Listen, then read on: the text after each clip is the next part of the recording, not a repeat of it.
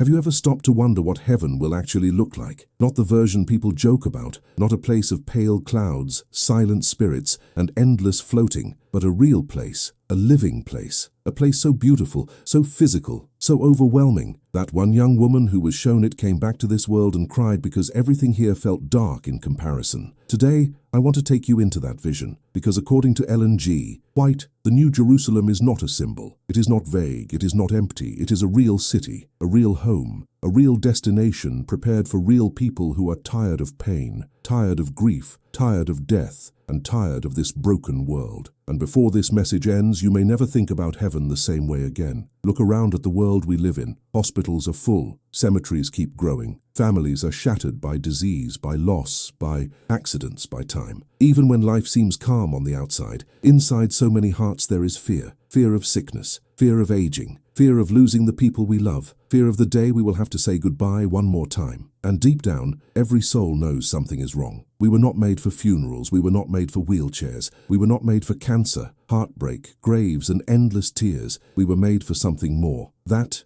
like you feel sometimes, that strange homesickness for a place you have never seen with your own eyes, is not an illusion. It is the cry of a soul that remembers, somehow, that this world is not the end. And that is why this vision matters. Because when life gets heavy, you do not need vague comfort. You need something solid. You need something your heart can hold on to in the night. You need to know where this story is going. So let me take you back. The year was 1844. A wave of believers had been waiting with all their hearts for the return of Jesus. They had studied prophecy. They had rearranged their lives. Some had given away possessions. Some had left everything behind because they truly believed the end of this broken world was near. But the day passed. The sun went down. The sky remained silent. And Jesus did not come when they expected. What followed was not just disappointment. It was devastation. Mockers laughed at them. Hope collapsed. Hearts broke. Men and women who had trusted God with everything were left weeping in confusion. Among them was a fragile 17-year-old girl named Ellen Harmon. She was not strong by the world's standards. She was not wealthy. She was not influential. She was not a famous scholar. In fact, she was physically weak, sickly, and suffering. From a human point of view, she looked like the kind of person history would overlook. But God often chooses the weakest vessel to carry the strongest light. One day, while praying with a few other women, something happened. The room around her faded. The darkness of earth slipped away, and she was taken in vision. What she saw was not a dull religious dream. It was movement. It was sound. It was color. It was majesty. It was reality. First, she saw the moment every grieving believer has longed for, the return of Jesus Christ. In the distance appeared a small black cloud, no bigger than a man's hand, but it did not stay small. It grew brighter, larger, more glorious. As it drew near,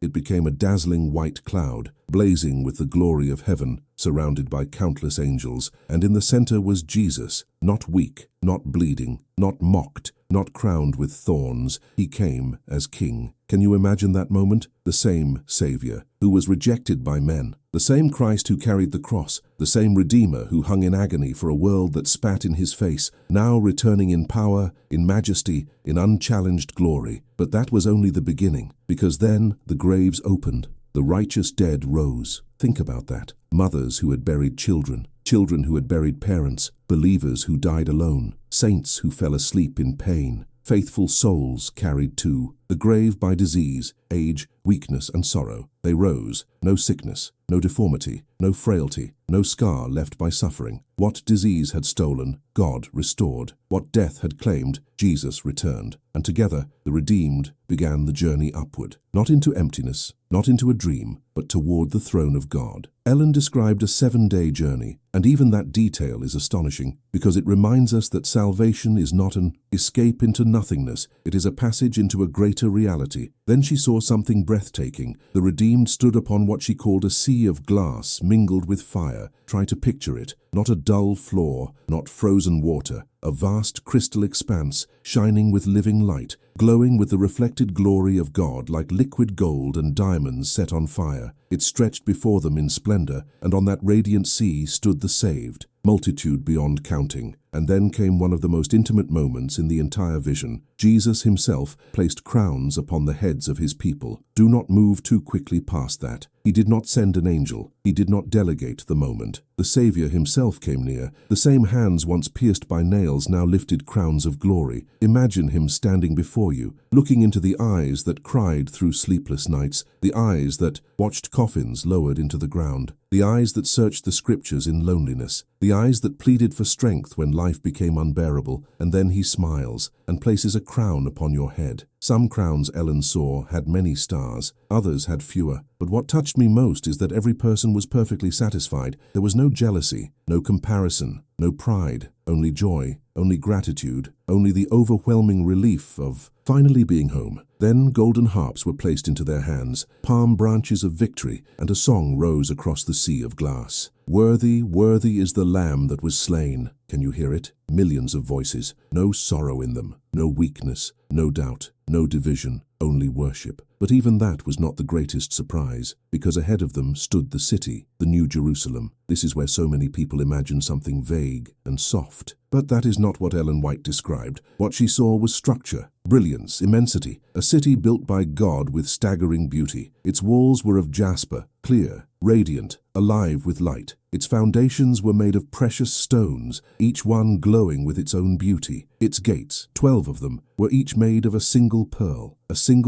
for each gate. Think of the scale, think of the craftsmanship, think of the message. This city is not man-made. It is not symbolic poetry, it is divine preparation. And as the redeemed approached, the gates stood open. Then Jesus spoke words that every faithful heart longs to hear. You have washed your robes in my blood. Enter in, enter in. That is the reward beyond every trial, beyond every insult, beyond every unanswered prayer, beyond every night of pain, beyond every sacrifice this world demanded from those who chose to stay. Faithful, enter in. At that moment, every burden of the narrow path will make sense, every lonely stand for truth, every battle against temptation, every tear shed in secret, every act of obedience when no one else understood. It will all be worth it. Then they passed through the gates, and inside the city the beauty only deepened. The streets were of gold, but not like the gold we know, not heavy, dull metal that men kill for. Ellen described them as transparent gold like clear glass flooded with light. Imagine walking on streets that reflect the glory of God beneath your feet. No dust, no decay, no filth, no shadows of corruption. And there was no need of sun or moon, because the city was illuminated by the glory of God himself. Not harsh light, not blinding light, perfect light, the kind of light that heals the mind, the kind of light that fills everything with peace. Then she saw the homes, real homes. Jesus once said, "I go to prepare a place for you." And according to this vision, those words are not abstract. The redeemed will not drift in some nameless spiritual fog. They will live, they will dwell, they will rest in homes prepared by the hands of Christ. She described mansions of gold and silver, adorned with beauty beyond anything on earth. Pillars gleamed, precious materials shone, and yet the most moving part is not their wealth but their meaning. You belong there. There is a place prepared for you, a place with no lock on the door, no fear of loss, no fear of invasion, no fear of fire, no fear of death. For the first time in human history, home will mean complete safety, and near the center of that glorious place she saw the river of life, clear as crystal, flowing from the throne of God. Beside it stood the tree of life, one of the most beautiful images in all of sacred history. Not a dead symbol, not a myth, but a living, majestic reality. Its branches stretched in splendor. Its fruit was abundant. Its leaves, Scripture says, are for the healing of the nations. Just pause and think about that phrase. Healing of the nations. Healing for every wound history ever carved into the human story. Healing for every sorrow. Healing for every fracture. Healing for every body, every memory, every scar carried through generations of suffering. Everything sin broke will be restored. But the vision did not end inside the city. And this may be one of the most exciting parts of all. Heaven is not confinement. It is not endless stillness. It is not life reduced. It is life expanded. Ellen was shown the recreated earth outside the city, fields alive with color, grass like living emerald, flowers that never fade, mountains shining with beauty, forests without danger, landscapes untouched by decay, no storms of destruction, no thorns, no death hidden in beauty. only peace. And then she saw the animals, the lion and the lamb together, the wolf at peace. No violence in nature, no fear in any creature. Imagine placing your hand on the mane of a lion and feeling no danger at all. Imagine a little child leading once feared beasts in perfect safety. That ancient promise of creation restored. No hurting, no destroying, finally fulfilled. This is not a reduced world, it is the world as it was always meant to be. But perhaps the most emotional part of the vision was still ahead, the reunions. This is where hearts begin to tremble. Because what is heaven without the restoration of love? Ellen saw mothers receiving back the children they had lost, families torn apart by death embracing again, believers who had parted at hospital, beds, gravesides, battlefields, and final breathings, meeting with certainty that the word goodbye had lost its power forever. Can you imagine that first embrace? No fear that it will end, no countdown, no disease waiting in the shadows, no funeral ahead, no hospital call at midnight, just reunion, just restoration, just joy too deep for language. And she saw something else, something deeply humbling. The first Adam meeting Jesus, the second Adam, the man through whom sin entered the world, standing before the Savior who redeemed it. Adam looked at Christ, at the mark still remaining in his hands and feet, and he fell before him in awe. Because in all the universe,